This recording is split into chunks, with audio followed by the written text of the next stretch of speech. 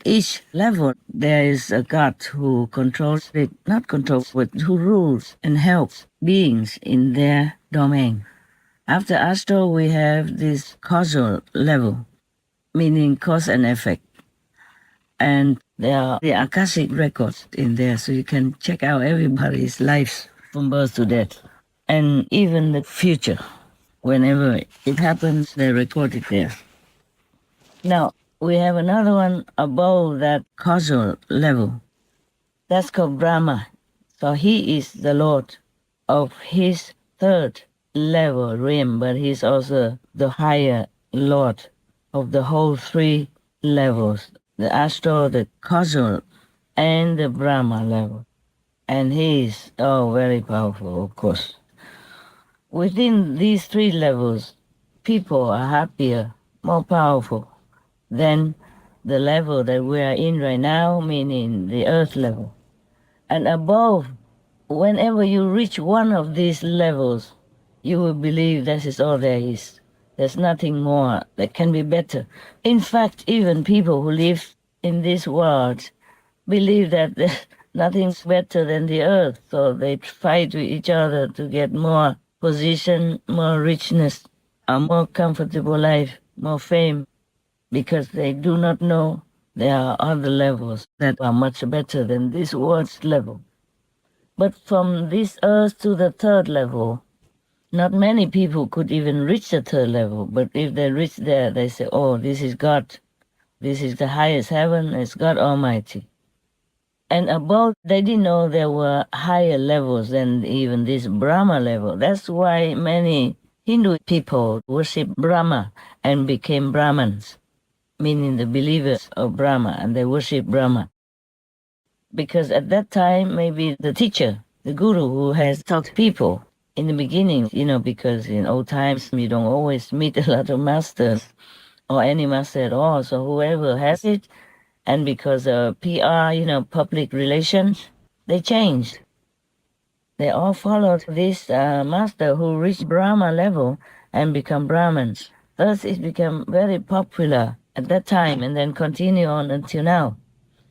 When you reach Brahma level, you got a lot of power, And then there is even also magical power, a vast knowledge of everything, even medicine and light travel, traveling to different worlds with just a light body. So now, because of all that power, people believe in Brahma so much, believe in that master so much. First, we have Brahma.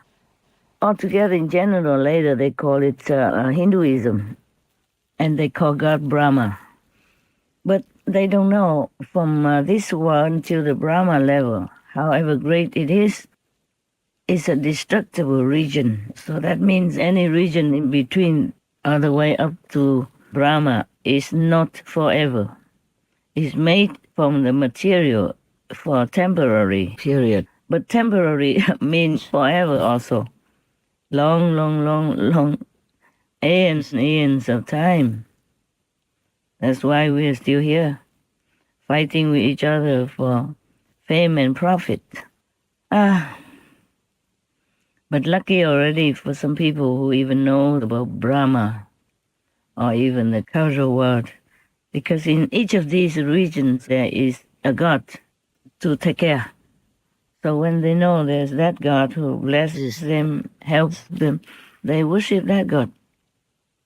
The astral level, you can't stay long, but there is a world above the astral, between the astral and the causal, and also between the causal world and the Brahma world, there is also a between world, between level, okay?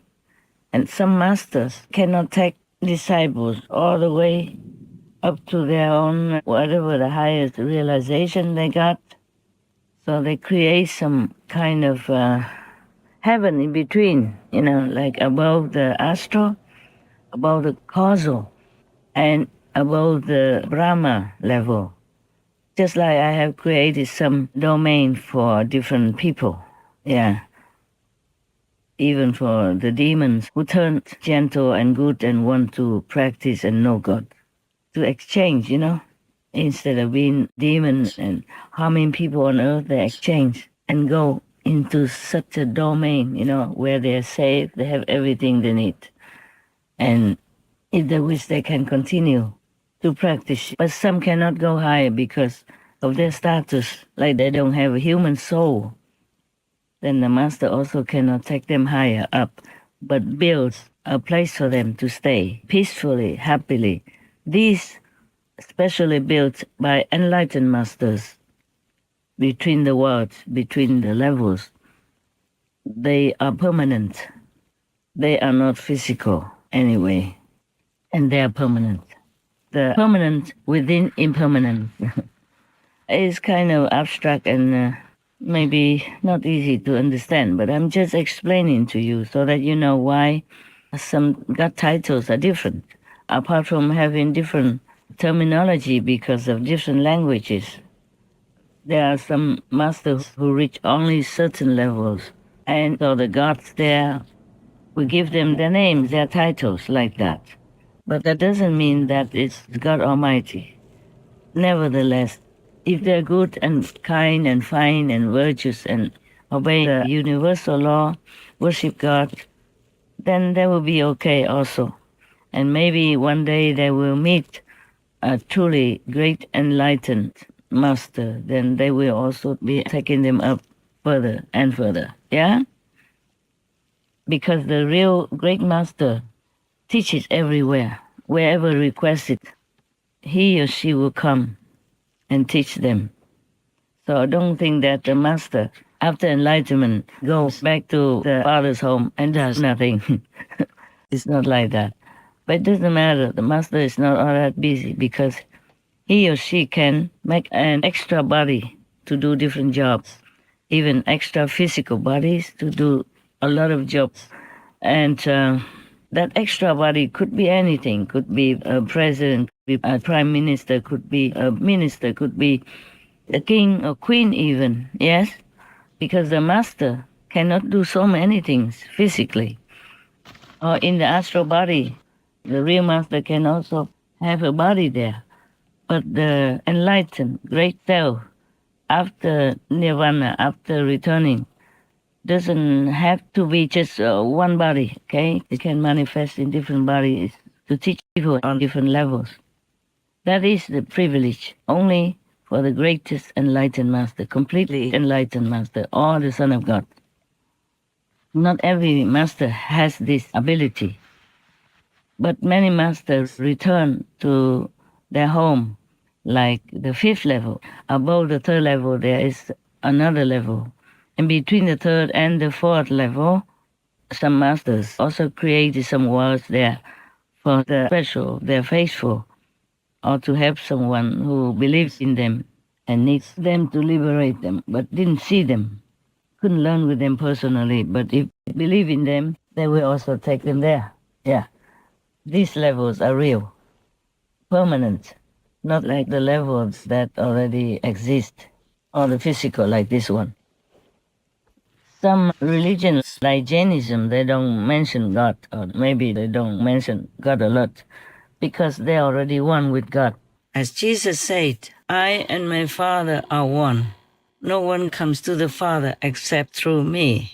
So if you worship that master, for example, Lord Mahavira, then you worship God. So just like Buddha, he's already one with God Almighty. He already realized his own Buddha nature, which is God nature inside. Then even if you worship the Buddha, you worship God, because that is God's manifestation. Even if he was in a human form, he already realized the absolute.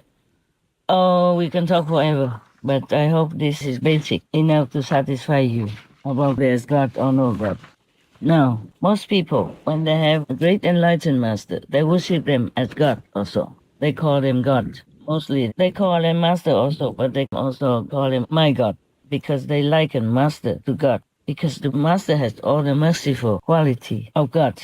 According to their belief of what God is, some really are also God manifested, or some really are one with God already. So if you have a living master, and that master is already one with God, then you can worship that master, or worship God through the master. It's not much difference. Now, for you, all of you in Christianity, please don't differentiate between your religion and Buddhism or other great religions. It's just the Buddha has been a peace preacher. He has never advocated violence, and that's what I like. The same with Christianity. But the later followers of Christianity or Islam or other several religions misuse the teachings of Christ and create so much chaos or bloodshed in this world. That must not be. That should never be allowed by any master.